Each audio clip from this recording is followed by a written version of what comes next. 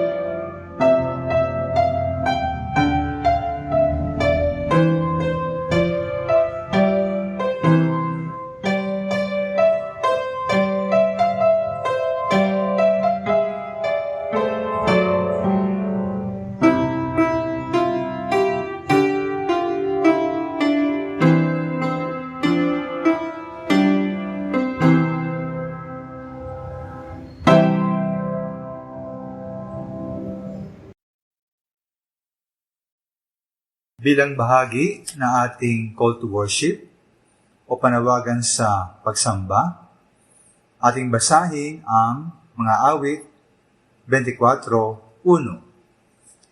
Mga awit 24:1. Ang lupa ay sa Panginoon at ang buong narito, ang sanlibutan at silang nagsitahan dito. Naway pagpalain ng Panginoon ang pagbasa ng kanyang salita.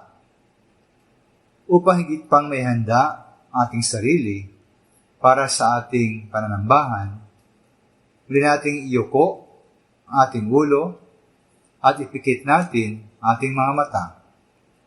Magkaroon tayo ng sandaling katahimikan at hingin natin ang tawad sa Panginoon ang ating mga kasalanan. Muli din nating isuko ating buong sarili sa Kanya at hayaan natin na ang banal na Espiritu ang manguna sa bawat isa sa atin.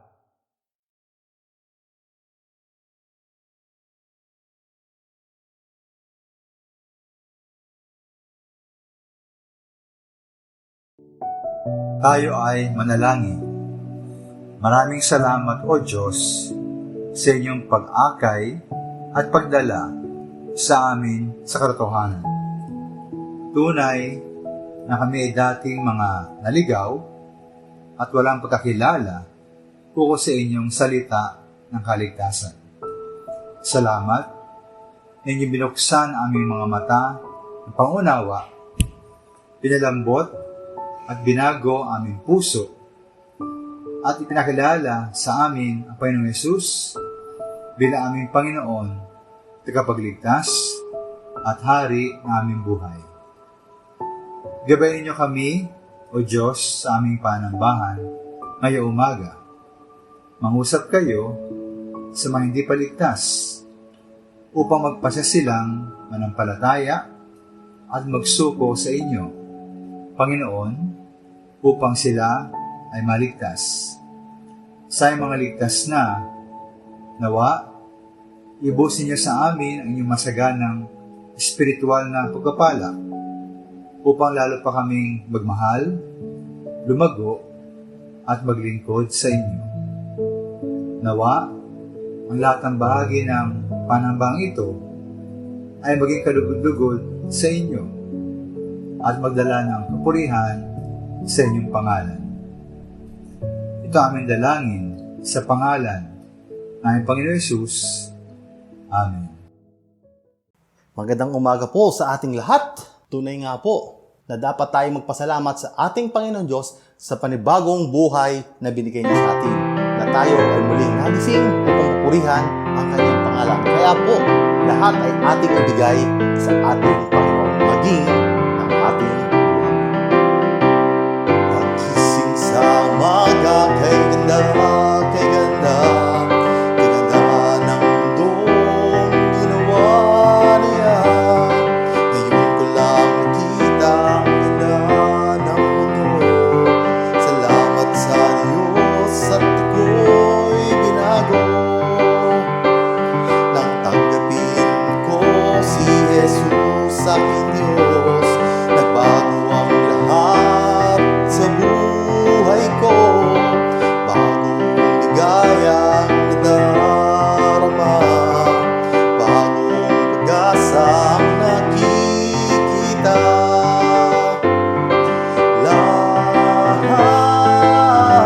Lahat ay aking ibibigay pati aking buhay upang purihin siya.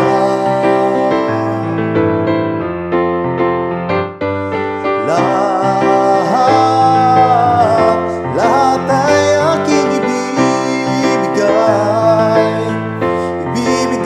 pati aking buhay upang purihin siya.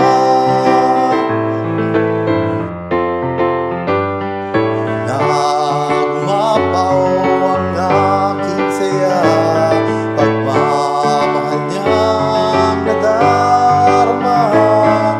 Kay ganda ng buhay na nasa Kanya, purihin ng Diyos, purihin siya.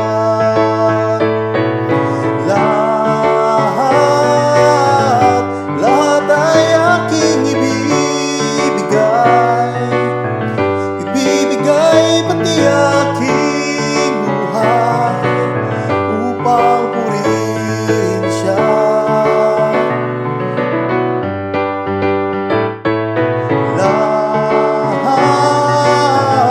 Lahat ay aking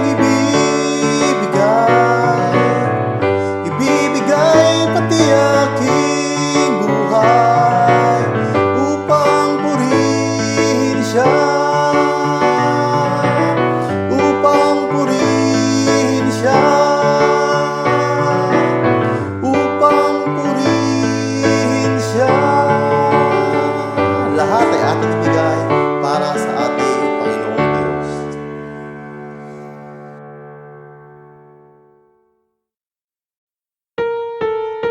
Purihin natin ating Panginoon, ating awitin, How Great Thou Art.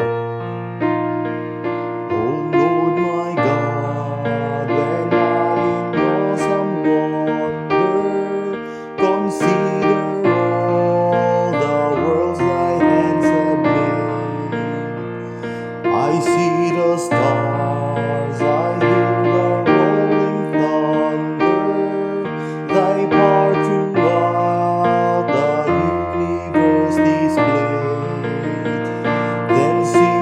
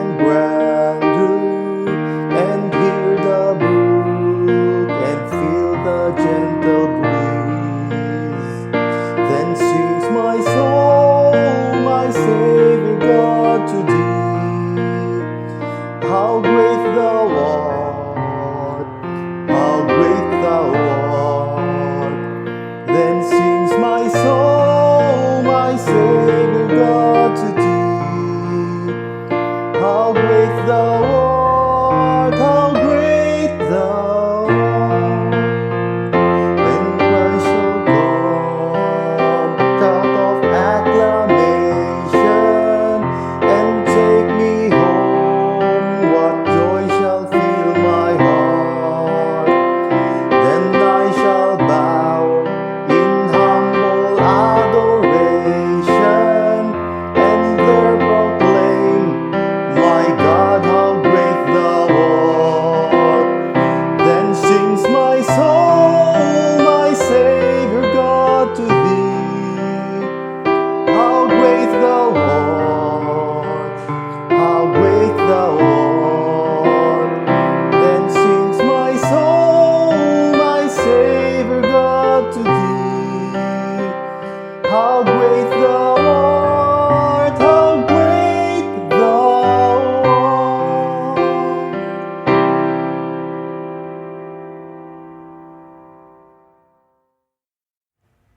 Magandang umaga po muli sa ating lahat. Atin pong batiin ang bawat isa sa ating comment section habang atin pong inaawit ang God's Wonderful People.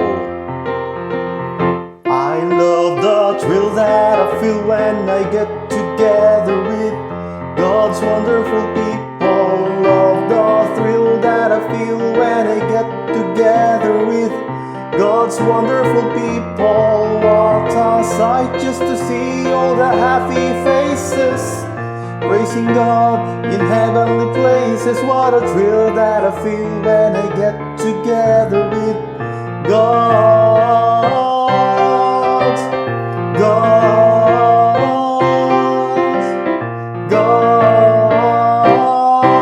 wonderful people. Magandang umaga muli sa ating lahat.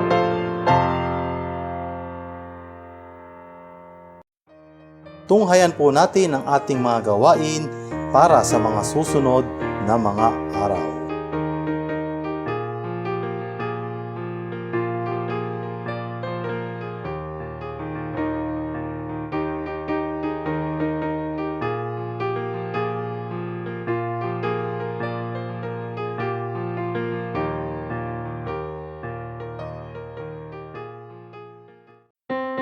Maligayang kaarawan po sa mga sumusunod.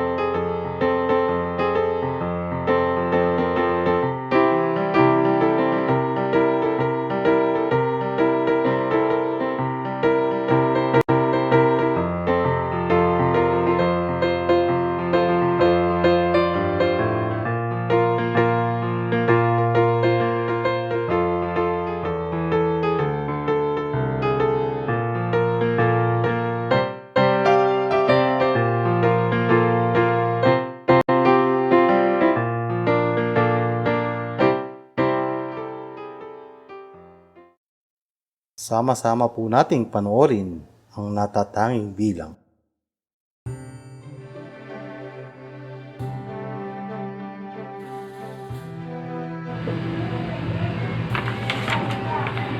Trees by Joyce Kilmer.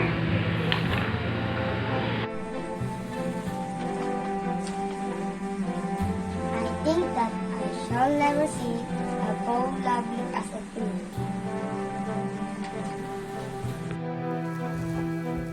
A tree whose hungry mouth is pressed against the earth's sweet following breast.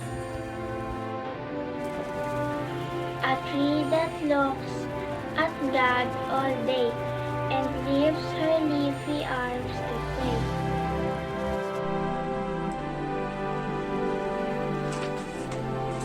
A tree that may in summer wear a nest of robins in her hair. Upon whose bosom snow has lain for immediately leaves with rain.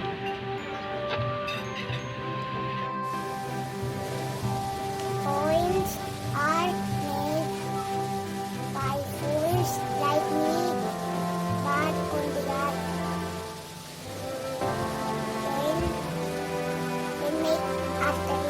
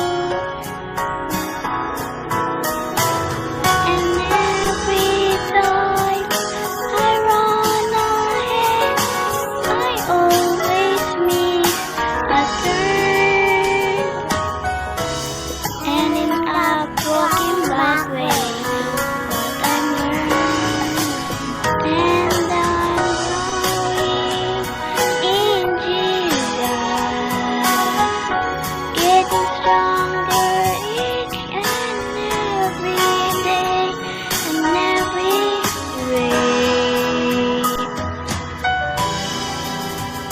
'Cause Jesus is growing in me.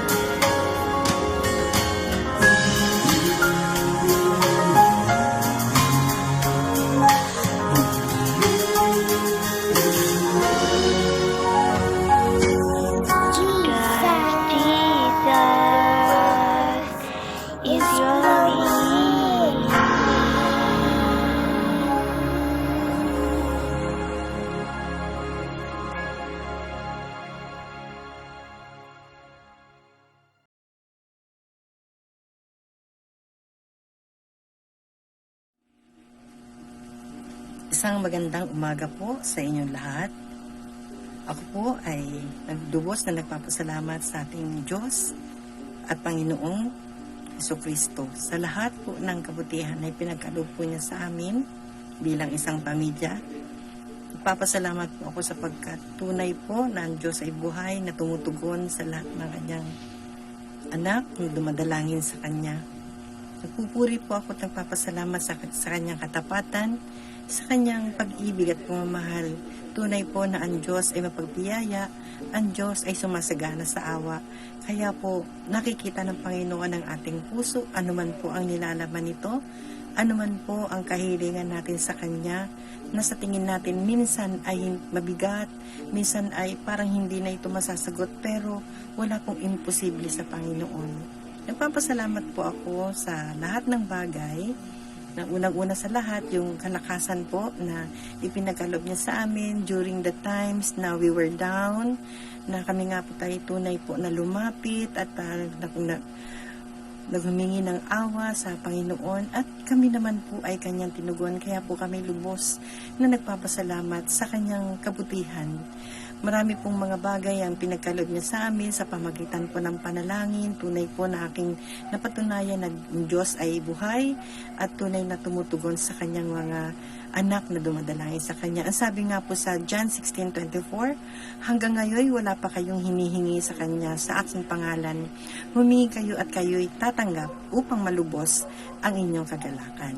Kaya nawa mga kapatid, patuloy lang po tayong humingi sa ating Panginoon. Lumapit tayo sa Kanya na may lubos na pagtitiwala at may pagsunod sa Kanyang salita. Maraming salamat po at magandang umaga.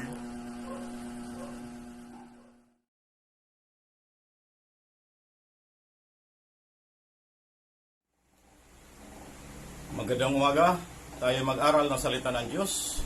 Kung inyo pong napapansin, marami na, dumarami pa, nakakabahala, nakakabalisa ang sitwasyon natin. Dalawa ang kalaban, ang COVID-19 at ang kawalan ng trabaho. Ang ating teksto, Mateo Kapitulo 5, versikulo 9, sabi dito, mapalad ang mga gumagawa ng paraan para sa kapayapaan, sapagkat sila ituturing ng mga anak ng Diyos. Ang pamagat, sumaiyo ang kapayapaan. Sa sitwasyon natin, paano magkakaroon ng kapayapaan? Paano? Dapat tayo magkaroon ng kapayapaan sa Diyos. Napalayo tayo sa Diyos dahil sa kasalanan at parang tupang ligaw na tumatahak tayo sa ating sariling landas lumis sa tamang daan. Naging kaaway tayo ng Diyos dahil sa kasalanan at nawala ng kapayapaan. Ano ang gagawin? Dahil wala ng kapayapaan, babaling at magpapakalunod sa mga bisyo. Hindi natin masusumpungan ang kapayapaan sa pamamagitan ng mga bisyo. Ang kapayapaan ng Diyos, sa Diyos, ay mararanasan lamang natin sa pamamagitan ng ating pagbabalik loob sa Kanya. Magbalik loob tayo sa Diyos para maranasan natin ang kapayapaan. Pangalawa, dapat tayo magkaroon ng kapayapaan ng Diyos. Kapayapaan ng Diyos. Bagamat marami tayong problema, pagsubok, sakit, kawalan ng pera, maraming utang, at maraming pangyayari na hindi natin maunawaan. Hindi tayo mawawalan ng kapayapaan. Lagi mayroon. Bakit mayroon? Sapagkat ang kapayapaan ng Diyos ay nasa ating puso. Ang pangatlo, magkakaroon tayo ng kapayapaan sa ating kapwa. Kapayapaan sa ating kapwa. Kapag nagkaroon na tayo ng kapayapaan sa Diyos at ng kapayapaan ng Diyos, kasunod dito ay magkakaroon tayo ng kapayapaan sa ating kapwa. Ang kapayapaan ng Diyos na nasa ating puso ang tutulong sa atin umunawa at tumanggap sa ating kapwa. Wala na tayong panahon manggulo. Sa halip, tayo ay magiging daan ng pagkakasundo ng mga nagkakagulo. Tanging ang presensya ng Diyos ang lulupig sa kaguluhan at magdadala ng tunay na kapayapaan sa atin. Sa buo natin sa bahayan at maging sa ating kapwa. Purihin ang Panginoon. Maraming salamat.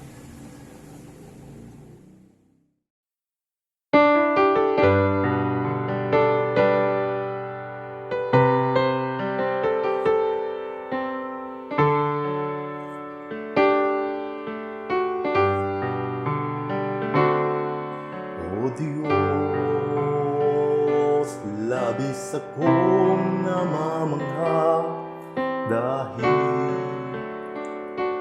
kay ganda ng inyong nilikha. Mundo'y puno ng iyong pagpapala, sa iyong salita nagmula. Basta ang buong sandaigdigan ganday, sa diyang di mapapantayan, damhin maging ang hangin at ulan, likha ng makapangyarihan. Kamangha-mangha, O Diyos, kapangyarihan mong taglay, walang makalulupig at wala ng papantay. Sa ngalan mo, O Diyos, kami magsasaysay, walang hanggang papuri ang aming alay. Masdan ng buong sandaigdigan, ganday, sadyang di mapapantayan, damhin maging ang hangin at ulan, likha ng makapangyarihan. Kamangha-mangha, O Diyos, kapangyarihan mong taglay, walang makalulupig at wala ng papantay. Sa ngalan mo, O Diyos, kami magsasaysay, walang hanggang papuri ang aming alay.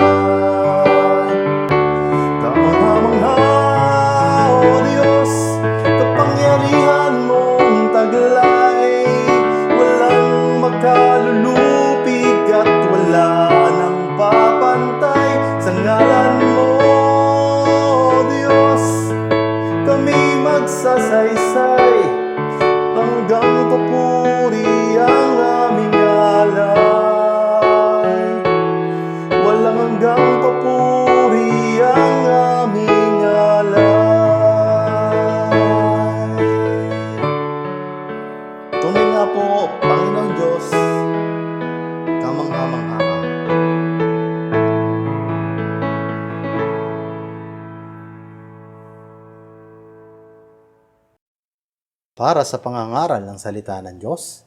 Sama-sama po nating panoorin ang isang mensahe na inihanda ng ating pastor, Pastor EBS Sacorda. Muli po ay magandang umaga sa inyong lahat. Tayad ako na po sa ating aralin ngayong umaga. At ang bagat po ng ating aralin ngayong umaga ay ang Diyos ay ang may-ari. Ang Diyos ay ang may-ari. Yan po hango po sa ating text ng ngayong umaga sa mga awit 24, versikulo 1. Psalm 24, verse 1. Sabi po rito, ang lupa ay sa Panginoon at ang buong narito. Ang salibutan at silang sitahan dito. Kaya ang Diyos ang may-ari. At ang layon po natin ngayong umaga upang po ating kilalanin, katotohanan ito, kilalanin natin, at ating pong tugunan ang pagmay-ari nga ng Diyos ng lahat ng bagay. Manahal araw pong ito, mga minamahal, April 18, ay ating pinagdiriwang sa ating iglesia, Bethany Cubao, bilang Earth Day. Earth Day. At ang hulang minamahal, tama lamang na ating maalala at ipahayag na ang lahat ng bagay ay nilikha ng Diyos. Ito po sa katotohanan na pininiwalaan at pinanghahawakan ng mga Kristiyano. Kaya binilikha po ng Diyos ang lahat ng bagay, ating mundo, at ang buong sa daigdig ay bunga ng kapangyarihan at karunungan ng Diyos. Ito po hindi resulta ng aksidente o tawag na chance o pagkakataon lamang. Hindi po nangyari lamang ito. Ay nga po sa isa, kay Jeremy Taylor, what can be more foolish than to think that all this rare fabric of heaven and earth could come by chance when all the skill of art is not able to make an oyster. Ano higit na kamangmangan na isipin ang hindi pangkaraniwan na hayo ng langit at lupa ay bunga ng aksidente lamang, samantala ang husay ng sining ay hindi makagagawa ng isang talaba. Kaya minamahal lahat po ng bagay ay nilikha ng Diyos.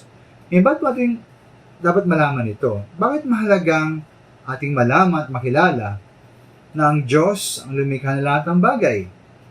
Ito ba yung mahalaga dahil ito may kaugnayan sa ating wasto o maling pagkakilala sa ating Diyos. Siya ba isang Diyos na mahina o walang magagawa tulad ng isang pirasong kahoy lamang, isang tipak na bato, o isang walang buhay na rebulto lamang? O siya ba ang Diyos na lumikha ng lahat ng bagay? Diyos na may walang hanggang kapangyarihan at naghahari at namamahala sa lahat ng bagay at sa bawat bahagi at aspeto ng ating buhay. Ang nakatotohanan pong ito, na may-ari ng lahat ng bagay ay ang Diyos, na ito ay bunga na kanyang paglikha, ay ating makikita po sa ating teksto. Ang mga minamahal, ang katotohanan po ay ang Diyos ang may-ari ng lahat ng bagay sapagkat siya po lumikha na lahat ng bagay. Kaya ating pong karangay umaga, una-una, ang Diyos ay ang may-ari ng lahat, at pangalawa, tayo ay mga katiwala lamang ng Diyos. Ang Diyos ay ang may-ari ng lahat, tayo ay mga katiwala lamang. Kung ano naman minamahal, una-una, ang Diyos ay ang may-ari ng lahat. Ayaw sa rin teksto mga minamahal, sabi rito sa Psalm 24 verse 1, ang lupa ay sa Panginoon at ang buong narito, ang salibutan at silang listahan dito. Kaya ang Panginoon po ang may-ari ng lahat ng bagay. At marami pong bagay sa Biblia na nagsasabi ang katotohanan, ang Diyos nga ang may-ari ng lahat ng bagay. Sabi po sa mga awit 89:11, ang langit ay iyo, ang lupa ay iyo rin, ang salibutan at ang buong narito ay iyong tinatag. Ayon po sa unang Kroniko 29:11, sapagkat lahat ng nangasa langit at nangasa lupa ay iyo. Sa Deuteronomy chapter 10 verse 14, sabi po roon, narito sa Panginoon mong Diyos na uukol ang langit at ang langit ng mga langit, ang lupa 10 ng lahat na nangarian. Kaya mga minamahal, ang lahat po ng bagay po ay pag-may-ari ng Panginoon. At ang Diyos ang may-ari lahat ng bagay dahil ang Diyos ay ang lumikha ng lahat ng bagay. Siya may-ari po lahat ng bagay sapagkat ang Diyos ang lumikha ng lahat ng bagay. Yung nga po Genesis chapter 1 verse 1, ang pasimula ang nilikha ng Diyos ang langit at ang lupa. Ayon po sa 1 Korinto 8:6, ngunit sa ganang atin ay may isang Diyos lamang, ang Ama, na buhat sa Kanya ang lahat ng mga bagay, at tayo sa Kanya, at isa lamang Panginoong Jesucristo, na sa magitan niya ang lahat ng mga bagay, at tayo sa pamagitan niya. Kaya ang Panginoon po ang may-ari lahat ng bagay, sa Kanya po lahat ng bagay, sapagkat siya po ang lumikha ng lahat ng bagay. At bilang may-ari, at bilang lumikha, ang Diyos po ay ang namamahala ng lahat ng bagay. Siya po may hawak, namamahala, gumagalaw, kumikilos, nagpapakilos ng lahat ng bagay. Sa Daniel nga po, chapter 4, verse 35, sabi po roon, at ang lahat na mananahan sa lupa ay nabilang sa wala, at kanyang ginagawa ang ayon sa kanyang kalooban sa hukbo ng langit at sa mga mananahan sa lupa, at wala makahadlang sa kanyang kamay, mapagsasabi sa kanya, anong ginagawa mo? Kaya bilang namamahala po ng lahat ng bagay, ginaganap ng Diyos ang lahat ng bagay ayon sa kanyang kalooban, maging sa kalangitan o maging sa lupa. At bilang makapangyarihan po sa lahat, wala makakahadlang, makapipigil sa kanyang nais at gagawin. Kumari magtanong sa kanya kung anong ginagawa niya. Siya po ang namamahala at may hawak at kumikilos, papakilos na lahat ng bagay. Ang Panginoon po ay umaalalay sa lahat ng bagay. Sabi nga po sa Hebreo 1:3, palibhasa ay siyang sinag na kanyang kaluwalhatian at larawan ng kanyang pagka-Diyos at umaalalay sa lahat ng mga bagay sa magitan ng salita ng kanyang kapangyarihan. Mga minamahal, hawak po na alayan ng Diyos ang lahat ng bagay sa magitan ng kanyang salita lamang. Ngayon mga minamahal, dahil po ang Diyos ang namamahala, ang may hawak ng lahat ng bagay, dapat tayong magtiwala na hawak niya ang lahat ng bagay nga at ang bawat aspeto ng ating buhay. At dahil ang Diyos ang may hawak ng lahat ng bagay at bahagi ng ating buhay, tayo maaaring magtiwala sa Kanya na siya mangalaga at mag-iingat sa atin. E nga po sa isa, a God wise enough to create me and the world I live in is wise enough to watch out for me. Ang Diyos na sapat, ang karunungan upang likhain ako at ang mundong aking tirahan ay may sapat na karunungan din upang magbantay sa akin. Kaya ang Diyos na naglikha po sa atin, sa may hawak ng lahat ng bagay, at siya ang mangalaga po at mag-iingat sa atin. At ang layo po ng lahat ng bagay ay ang kaluwalhatian ng Diyos. Ang lahat ng bagay nilikha para maluwalhati at mapuri ang ating Panginoon. Sa ating buhay mga minamahal, normal lang na kapag ikaw bumili ng isang bagay, bawa damit, siyempre ikaw may-ari noon. At bili mo yon, bawa isang damit, upang iyong isuot. At upang maging maganda ka, ang itsura, at baka sakali, mapuri ka ng iba. Ganyan mga minamahal sa ating Panginoon. Dahil ang Diyos ang lumikha ng lahat ng bagay, at siyang may-ari ng mga ito, lahat na kanyang nilikha ay para sa kanyang kaluwalhatian. Kaya po, alimbawa po sa kalangitan, sa kagandahan ng kalangitan. Kung ating makikita po ang nilikha ng Diyos, nakita natin kanyang kaluwalhatian at kadakilaan. Na parang nga pong kalangitan ay matawag kong isang magandang toga o gown o formal na kausuotan ng Diyos. At ang mga naginingning ng mga bituin ay para bagang kanya nagagandahang suot na alahas. Kaya sabi nga po sa mga awit 19:1, ang kalangitan ay nagpapahayag ng kaluwalhatian ng Diyos at pinakilala ng kalawakan ang gawa ng kanyang kamay. Ayon po sa Isaiah chapter 43 verse 7, bawat tinatawag sa aking pangalan, sabi ng Panginoon, at yung aking nilikha ay sa aking kaluwalhatian. Yung aking inanyuhan, oo, yung aking ginawa. Kaya bawat nilikha ng Diyos ay para po sa kanyang kaluwalhatian. Pati nga po ang ating kaligtasan, pati ating pagkapili, yan po ay para sa kaluwalhatian ng Diyos. Tayo pinili upang bigyan tayo ng kapurihan sa ating Panginoon. Tayo naligtas, hindi lamang para sa ating sarili, kundi para sa kaluwalhatian at kapurihan ng Panginoon. Kasabi nga sa Efeso 1:11-12, tayo rin naman sa Kanya ay ginawang mana na dinalaganan niya tayo nung una pa ay sa pasya niyaong gumagawa ng lahat ng mga bagay ayon sa pasya ng Kanyang kalooban, upang tayo maging kapurihan ng Kanyang kaluwalhatian, tayong nagsiasa ng una kay Kristo. Kaya po ang lahat ng bagay po nilikha, ginagawa ng Panginoon, pinapakilos niya para sa Kanyang kaluwalhatian. Ito nga, maminamay sa mahalagang punto na ating aralin, ang katotohanan po lahat ng bagay nilikha ng Diyos para sa Kanyang kaluwalhatian. Ito may halagang kaugnayan sa ating pagtingin at pananaw sa buhay.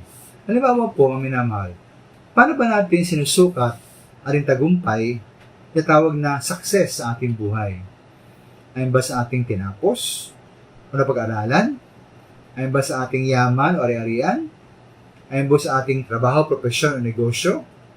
Ating kalusugan, ating lakas ng pangatawan? Ayon ba sa ating kapangyarihan o impluwensya sa lipunan, ating kasikatan o ating mga personal na nagawa o natamo o personal achievements.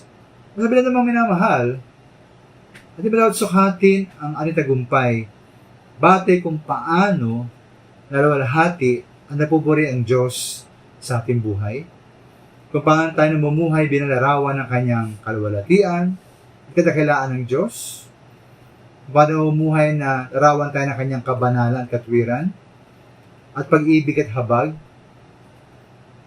Kaya di tayo mayaman, di tayo matagumpay, di tayo sikat o makapangyarihan, ayon sa mata ng sanlibutan. Hindi kaya mahalaga ay napupuri ang Diyos sa ating buhay. At may isang maminamahal, ginamit pa ng Diyos ang tila kasawian o sa ating buhay na trahedya para sa Kanyang kaluwalhatian. Tulad nga po ng sa Biblia sa Juan 9:2-3, ang laking pinanganak na bulag, ayon sa Panginoon siya po ay pinanganak na bulag upang mahayag sa Kanya ang magawa ng Diyos. Kaya po, kung ang lahat ng bagay ay pa sa kaluwalhatian ng Panginoon, ang mahalaga po hindi yung ating nagawa o ni meron tayo, ang mahalaga kung napupuri ang Panginoon sa ating buhay. Sa pag-ipunan natin buhay, upang bigyan ng kapurihan at kaluwalhatian sa ating Panginoon. At dahil po ang lahat ng bagay nilikha ng Diyos, siya po may lahat ng bagay, tayo po ay pang mga katiwala lamang. Yan po ang ilang bagay natin aralin, tayo ay mga katiwala o tagapangasiwa o tagapamahal lamang ng mga bagay-bagay. Bakit? Sapagkat tayo mga nilalaman ng Diyos. Mga katiwala lamang bilang mga nilalang lamang ng Diyos. Hindi tayo may-ari na anumang bagay. Kahit na ating sarili. Dahil lahat ng bagay ay pag-aari ng Diyos. Tayo may nilalang lamang o kaya tayo mga katiwala. Tagapangasiwa, tagapamahala ng mga bagay-bagay na pinagkatiwala sa atin. At bilang mga katiwala man ng Panginoon, mga minamahal, hindi tayo maaring magmalaki sa Diyos. Hindi tayo maaring magmalaki sa ating Panginoon. Alam po natin, ang lahat na nasa atin ay galing sa Diyos. Ang Diyos ang may-ari sa atin, pati po ang ating mga sarili. Sabi nga sa Santiago 1:17, ang bawat mabuting kaloob at ang bawat sakdal na kaloob ay pawang buhat sa itaas sa ating Ama sa langit. At ay nga po sa mga awit 50:12, hindi nga tayo kailangan ng Diyos sapagkat sapat sa Kanya ang lahat ng bagay bilang Kanyang nilikha at pagmamay-ari. Ay nga po sa Job 41:11, walang utang ang Diyos sa atin dahil walang nagbigay sa Kanya upang Kanyang bayaran. Wala siyang tungkulin na bigyan tayo ng anuman dahil ang lahat ng bagay ay Kanyang pag-aari. Kaya mga minamahal, hindi tayo maaaring malaki sa harap ng Diyos. Ang dapat lamang maaaring gawin, ay magpakumbaba tayo sa harap ng Diyos. Ay nga po sa Isaiah 66 verse 1 and 2, ganito ang sabi ng Panginoon, ang langit ay aking luklukan, at ang lupa ay aking tungtungan. Anong anyong bahay ang inyong tatayo sa akin? At anong dako ang magiging aking pahingahan? Sapagkat lahat ng mga bagay na ito ay nilikha ng aking kamay. At sa gayoy, nangyari ang lahat ng bagay na ito, sabi ng Panginoon. Ngunit, ang taong ito ay titignan ko sa mga bagay siyang dukha at may pagsising loob at nanginginig sa aking salita. Kaya po ang Diyos pala napakatakila po. At bahagi na kanyang katakilaan ay ang pagiging lumikha ng lahat ng bagay. Kaya po ating wasong tugon sa kanyang katakilaan, kanyang pagiging malilikha natin, ay maging dukha tayo sa Espiritu. Magkaroon ng nagsisising kalooban at manginig sa kanyang salita. Tayo magpumbaga sa atin ng Panginoon, pakubaba tayo sa ating dakilang Diyos at mangilikha. At bilang mga nilalamang mga minamahal at makatiwala ng Diyos na kanyang mangilikha, dapat tayo maging tapat tayo sa pamahala ng pinagkatiwala sa atin. Tayo binigyan ng tungkulin ng Panginoon bilang tagapangasiwa at tagapamahala ng mga nilikha nating Diyos. Kaya sabi nga po sa Genesis chapter 1, verse 28, sabi ko roon, sinabi ng Diyos, langin natin ang tao sa ating larawan, ayon sa ating wangis, at magkaroon sila ng kapangyarihan sa mga isda, sa dagat, at sa mga ibon sa ipapawid, at sa mga hayop, at sa buong lupa, at sa bawat umuusad, nagsiusad sa ibabaw ng lupa. At sila binasbasa ng Diyos, at sa kanila sinabi ng Diyos, kayo magpalaanakin at magpakarami, at kalatan ninyo ang lupa at inyong supilin, at magkaroon kayo ng kapangyarihan sa mga isda sa dagat, at sa mga ibon sa ipapawid, at sa bawat hayop na gumagalaw sa ibabaw ng lupa. At magkita po rito ay nakaratuhanan ukol po sa ating relasyon sa Panginoon at sa kanyang nilikha. Kaya mula po sa ating binasang teksto, diyan po karatuhan ang una-una, ito naman, may kapangyarihan ng tao sa buong nilikhang ng ating Panginoon. Ngunit, wala po natin na kahit na meron tayong kapangyarihan, dahil dito meron tayong tungkulin na kalatan sulit-supilin ito, ngunit po kapangyarihan ito ay binigay lamang, o mas sigurong termino, kanya ipinihiram lamang sa atin. Tayo binigyan lamang ng Panginoon ng kapangyarihan, o pinihiram ng kapangyarihan na gumanap sa kanyang nilikha. Tayo may kapangyarihan ng mamahala at mangasiwa na sa buong nilikha ng Diyos. Ngunit ito po ay kapangyarihan hindi mula sa ating sarili, hindi mula po sa ating Panginoon. Kaya tayo mananagot sa Diyos kung paano natin gagamitin ang kapangyarihan ito. At bilang makatiwala ng Panginoon, dapat tayong maging tapat sa ating pamahala at pangasiwa na kanyang nilikha. Tayo managot po sa panahon, meron tayong responsibilidad sa ating Panginoon na ganapin po ang pamahalang ito at pangasiwa na mahusay. At ibigin tapat na katiwala ay inutos po ng Biblia. Halimbawa po sa unang Korinto 4:2 ay poroon. Bukod dito ay kinakailangan sa makatiwala ng bawat isa ay maging tapat.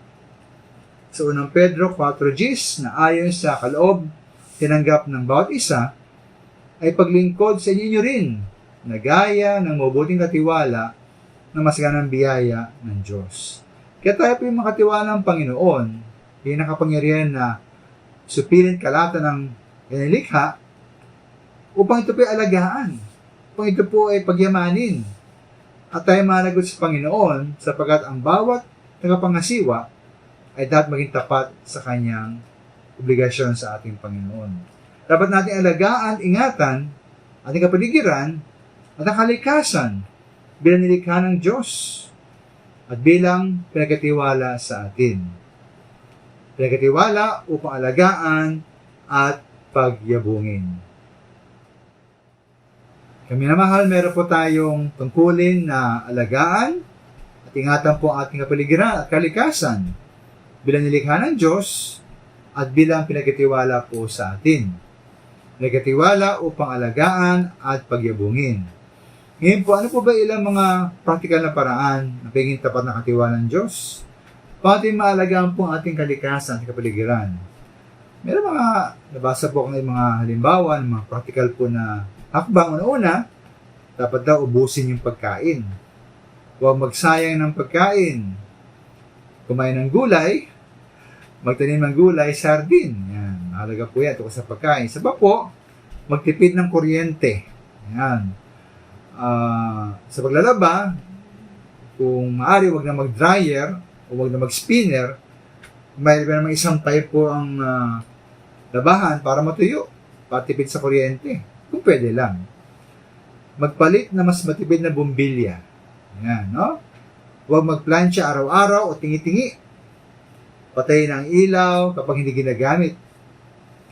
Tanggalin po ang plug dun sa socket kapag hindi ginagamit ang appliance sapagkat ito po yung gumagamit ng kuryente, no? So, pag nakasaksak po, kailangan tanggalin. Ano mang gamit na di kuryente. Magtipid ng tubig. Huwag magbabad sa pagpaligo tapos sa shower na minsan sarap maligo ng matagal, no? Sayang tubig.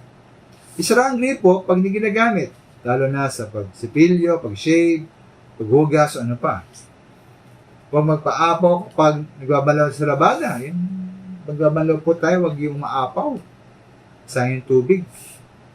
Mag-reuse ng gray water. Ito po yung pag ginamit na tubig na pang-anlaw, pwede raw yan pambuhos sa toilet o paghugas ng labas, i-recycle yung tubig na galing sa labahan. Gumamit ng reusables na lalagyan. Tulad po sa mga eco bag, tulad ng reusable na lalagyan sa palengke, sa restaurant, kahit sa handaan o sa baunan. Imbis na yung plastic tinatapon, mamit ng reusable na container, pinahugasan. Mamit ng water bottle, hindi po disposable na bote sa na inumin ng tubig. Kaya maganda po yung yung bawahan ng tubig galing sa bahay nyo kaysa bili ka ng mineral water or distilled water po. Hindi raw maganda yan sa kalikasan, paligiran. Itapon ng maayos ang basura. Pulutin ang nakakalat na basura, patiling malinis ang paligiran. Gumamit ng alternatibong sakyan na makain ng mas kaunting enerhiya. Halimbawa po, imbis na kotse, magmotor siguro, imbis na magmotor o kotse, maglakad o magbisikleta. Yan. At mahalaga po daw na tama dapat ang tire pressure sa inyong kotse o motorsiklo. Kaya po yung mga halimbawa po ng ating maaaring gawing praktikal, binapaganap po na ating tungkulin bilang mabuti at mahusay ang tagapamahala, tagapagasiwa ng nilikha nating Diyos. At bilang magawakas mga minamahal, tunay po na dakila ating Diyos dahil siya ang ating manilikha at siyang gumawa ng lahat ng bagay. Dapat natin siyang purihin at sambahin ating Panginoon dahil sa kanyang karunungan at kapangyarihan. Dapat ay magpakumbaba sa kanyang harapan at bilang makatiwala lamang at ipong ingatan, alagaan, anumang bagay na pinarihan ng Diyos sa atin para sa ating pangasiwa at pamahala. Ngunit maminahal kung dakila po at kamangha-mangha ang pagkakalikha ng lahat ng bagay, dakila rin po at kamangha-mangha ang ating kaligtasan at pagkaroon ng ating bagong pagkatao. Ika nga po kung kahanga ang creation, kahanga rin ang ating recreation. Ang pagbabago ng ating pagkatao at ang pagkakalikha sa atin para sa muling kapanganakan at kaligtasan. Ay nga po sa isa, God creates out of nothing wonderful. You say, yes to be sure, but He does what is still more wonderful. He makes saints out of sinners. Lumikha ang Diyos mula sa wala, sa mga sabihin mo. Oo at tiyak na totoo. Ngunit, ang ginagawa niya na higit na kamanga-manga ay ito. Gumagawa siya ng mga banal mula sa mga makasalanan. Maminaman ating pong sambahin at purihin ang Diyos, ang ating dakilang mga likha. Siya po ang tanging may-ari ng lahat ng mga bagay. Maraming salamat po. Tayo ay manalangin. Maraming salamat, Panginoon, sa paalala ninyo ngayong umaga. Sa katotohanan ng lahat ng bagay sa amin ay mula sa inyo. Kaya nga, O Diyos, ang may-ari ng lahat na amin nakikita, ang mga bagay sa aming kapaligiran, at pati ang aming sariling buhay. Nawa, kami laging magpakumbaba sa inyo, O Diyos, at magpasakop sa inyong kapangyarihan at paghahari sa amin. Nawa, ay lagi din namin kilalanin ng lahat na nasa amin ay pawang kaloob na nagmula sa inyo bilang pagpapahayag ng inyong habag at pag-ibig para sa amin. Maganap nawa namin ng buong husay at katapatan ang aming tungkulin bilang tagapamahala at tagapangasiwa ng lahat ng bagay na inyong pinagkatiwala sa amin. Sa aming pagganap ng tungkulin ito, tulungan ninyo kaming gamitin anumang yaman, kakayahan, talento, lakas, panahon, o biyaya ayon sa inyong kalooban, para sa inyong kalwalatian at bilang pagpapala din sa iba, lalo na sa mga taong nangailangan. Ito aming dalangin sa pangalan ng Panginoon Hesus. Amen. Tayo po ay dadako sa ating pagbibigayan.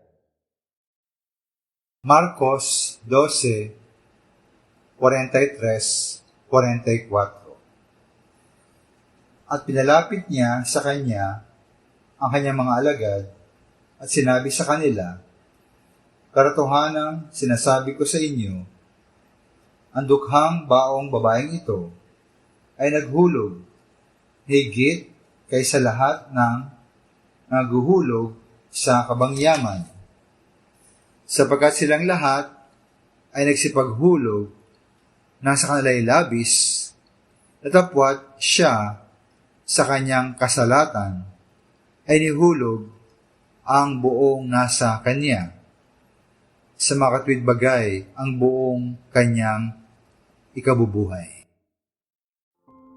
Tayo po ay manalangin para sa ating pagbibigayan. Amang banal, Diyos na makapangyarihan sa lahat, maraming salamat po sa pagkakataong inyong pinagkaloob sa amin upang magampanan po namin ang aming tungkulin sa pamamagitan ng pagbibigayan. Hipuin niyo po ang puso ng bawat isa upang makapagbigay ng may kagalakan at bukal sa kalooban, sapagkat kagaya ng nasusulat, iniibig ng Diyos ang nagbibigay ng may kagalakan. Ito po ang aming samot talangin sa pangalan ng anak na si Jesucristo. Amen. Maaari na po nating ibigay ang ating mga ikapu at handog.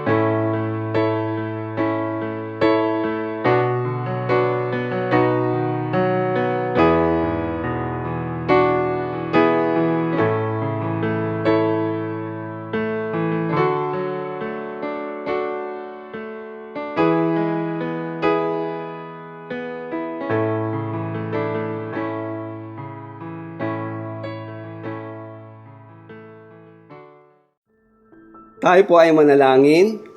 Salamat po muli aming Ama sa natapos na panalangin sa aming pagbibigayan ng aming handog, kaloob at ikapo.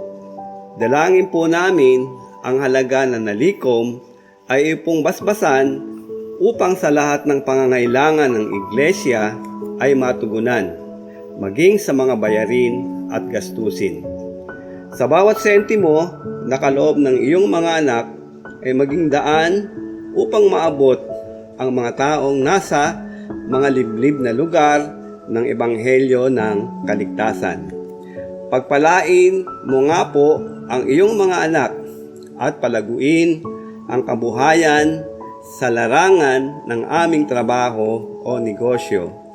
Salamat po Ama sa lahat ng biyaya na iyong kaloob sa amin upang aming mabahagi sa pagbibigayan ay aming maganap sa tuwina.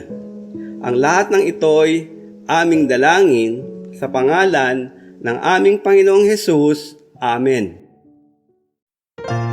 Tunay nga na dakila ang katapatan ng ating Panginoon Diyos. Simula noon hanggang ngayon, dakila ang kanyang katapatan. Sadyang kay buti ng ating Panginoon, nagtatapat sa habang panahon, maging sa kabila ng ating pagkukulang, biyaya niya'y patuloy na laan. Katulad ng pagsinag ng gintong araw, patuloy siyang nagbibigay tanglaw. Kaya sa puso ko't damdamin, katapatan niya'y aking pupurihin. Dakila ka, O Diyos, tapat ka ng tunay, magmula pa sa ugat ng aming lahi. Mundo'y magunaw man, maasahan kang lagi, maging hanggang wakas nitong buhay. Tunay nga po ito sa dakila ka. Maraming salamat Panginoon sa dakila katapatan. Kaya, O Diyos, kita'y laging pupurihin. Sa buong mundo'y aking awitin. Dakilang iyong katapatan, pag-ibig mo'y walang hanggan. Dakila ka, O Diyos, sa habang panahon, katapatan mo'y matibay na sandigan. Sa bawat bigat di tagumpay man ay naroon, daluyan ng pag-asa kung kailanga'y hinahon. Pag-ibig mo'y alay sa amin noon hanggang ngayon. Dakila ka, O Diyos. Dakila ka, O Diyos. Tunay nga po, Panginoon, na dakila ang iyong katapatan sa aming buhay. Maraming salamat, Panginoon, sa iyong katakilaan at sa iyong katapatan sa amin.